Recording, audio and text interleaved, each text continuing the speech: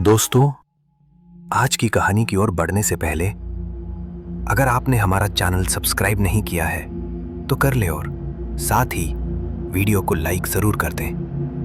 दोस्तों, अगर आपको लगता है कि रातें शांत होती है तो आप गलत हैं, क्योंकि रातें हमेशा चुप नहीं होती। कुछ जगहों पर वो पुकारती हैं और जिनके कानों तक वो पुकार पहुंचती है फिर वो कभी वापस नहीं आते। तो चलिए बढ़ते हैं आज की डरावनी कहानी की ओर।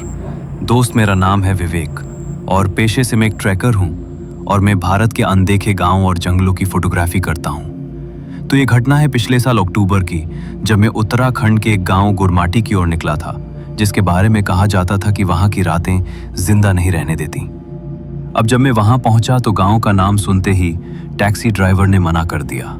उसने कहा, साहब, वहां रात में लोग दिखाई तो देते हैं पर अगली सुबह नहीं मिलते। पर मुझे ये लोक कथा लगी और मैं अकेले निकल पड़ा। रास्ते में हरियाली, पहाड़ और ठंडी हवा थी, लेकिन जैसे जैसे सूरज ढलने लगा तो पेड़ों की परछाइयां लंबी और डरावनी लगने लगी और गांव के पास पहुंचते ही मेरा मोबाइल नेटवर्क बंद हो गया और मेरे जीपीएस ने भी काम करना बंद कर दिया। गुरमाटी एक पहाड़ी के छोर पर बसा छोटा सा गांव था। वहां सिर्फ 5-6 झोपड़ियां थीं और वो भी खंडहर जैसी। और मुझे वहां एक बुजुर्ग महिला मिली जिसने मुझे देखकर बस इतना कहा, यहाँ जो रात में निकलते हैं उनका सवेरा नहीं होता और अब रुक ही गए हो तो मत निकलना। अब ये सुनकर मैं आगे की ओर निकल पड़ा, लेकिन अब मैं एक पुरानी खाली झोपड़ी में रात गुजारने का फैसला कर बैठा। कैमरा और टॉर्च मेरे पास थे। अब जैसे ही अंधेरा गहरा होने लगा तो बाहर का सन्नाटा किसी गूंगी चीख की तरह लगने लगा और मैं बिल्कुल अकेला था, या शायद नहीं भी। अब रात के ठीक 12:05 पर झोपड़ी की खिड़की से किसी के चलने की आवाज आई। जब मैंने झांक कर देखा तो एक आदमी धीरे धीरे चल रहा था, लेकिन उसकी परछाई नहीं थी और उसके पांव जमीन पर नहीं पड़ रहे थे। जब मैंने टॉर्च से बाहर रोशनी डाली तो वो आदमी गायब हो चुका था। तभी अचानक मेरी पीठ पर किसी ने धीरे से सांस ली और मैं जब पलटा तो कोई नहीं था, लेकिन कमरे की दीवार पर खून से लिखा था, अब तू भी निकलेगा और देखेगा। तभी मैंने डर के मारे दरवाजा बंद किया और अपने कैमरे को चेक किया। तो अजीब बात यह थी कि कैमरे में कुछ तस्वीरें थीं जिन्हें मैंने खींचा ही नहीं था, और हर फोटो में मैं सोता हुआ दिख रहा था। ऐसा लग रहा था जैसे ये किसी और के द्वारा ली गई तस्वीरें हों। अब बाहर से फिर किसी के गुनगुनाने की आवाज आई, लेकिन वो धीमी पर बहुत ही मनहूस थी, जैसे कोई बच्चा झूला झूलते हुए कविता गा रहा हो। जो रात में निकले वो वहीं देखे जाए, सबको वो बुलाए, सबको वो छुपाए। ये सुनकर अब मैंने साहस करके दरवाजा खोला और बाहर निकला तो गांव अब वैसा नहीं था जैसा दिन में दिखा था। अब वो अंधेरे में कहीं खो गया था। हवा में सड़ते मांस की गंध थी और रास्ता धुंध में डूबा हुआ। अब मैं जंगल की ओर दौड़ने लगा, ये सोचकर कि शायद वापसी का रास्ता मिल जाए। लेकिन जितना दौड़ता उतनी ही बार मैं उसी झोपड़ी के सामने आ जाता। बार बार जैसे गांव अब मेरे साथ खेल रहा था। अब जंगल के बीचों बीच मुझे एक टूटी हुई घड़ी मिली जिसकी सुई 12:05 पर अटकी थी और उसके पास एक खून से लथपथ डायरी पड़ी थी जिसके पहले पन्ने पर लिखा था, मुझे माफ करना, मैं भी रात में निकला था। ना डायरी किसी राहुल नाम के ट्रैकर की थी जिसने भी इस गांव का रहस्य जानने की कोशिश की थी और वो अब तक गायब था।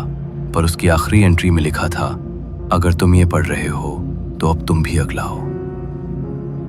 अब मुझे लगने लगा कि मेरी धड़कनें तेज नहीं धीमी हो रही हैं।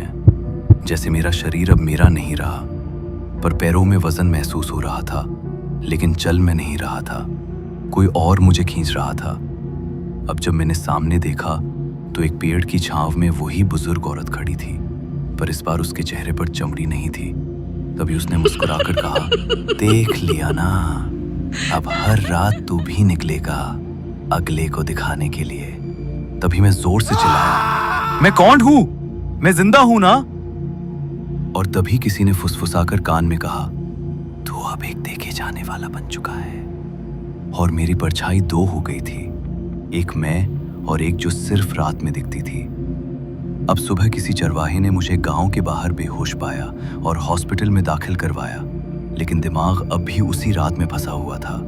तब डॉक्टरों ने कहा, तुम शॉक में थे, पर शरीर पर कई जगहों पर चोटों के निशान हैं जो इंसानी नहीं लगते।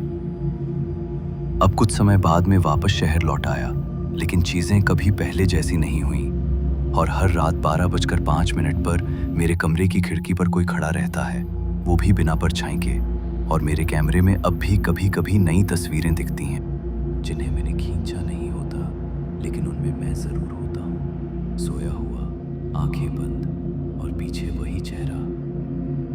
अब कुछ दिन पहले एक दोस्त मेरे घर रुका और रात 12:05 पर वो कमरे से बाहर निकला, और अब वो गायब है।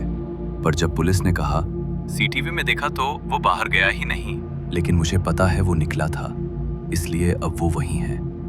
और मैंने उस डायरी को संभाल कर रखा है। अब उसकी आखिरी लाइन मैंने लिखी है, अब जो अगली बार रात में निकलेगा उसे मैं दिखाऊंगा।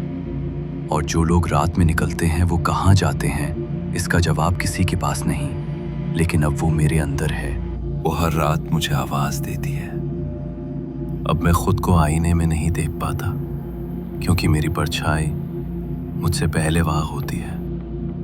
और कभी कभी वो मुस्कुराती है। और अगर आप कभी किसी अनजान रास्ते पर जा रहे हो और सामने धुंध में एक झोपड़ी दिखे, तो मत रुकना, क्योंकि वहां कोई है जो देख रहा है और इंतजार कर रहा है। और याद रखना, जो लोग रात में निकलते हैं वहीं देखे जाते हैं, हमेशा के लिए। तो दोस्तों, आज की कहानी में बस इतना ही। कहानी आपको पसंद आई हो तो वीडियो को लाइक शेयर जरूर कर दें, और मैं आपका दोस्त जल्द ही मिलूंगा एक ऐसी ही डरावनी कहानी के साथ। तब तक के लिए बाय एंड टेक केयर।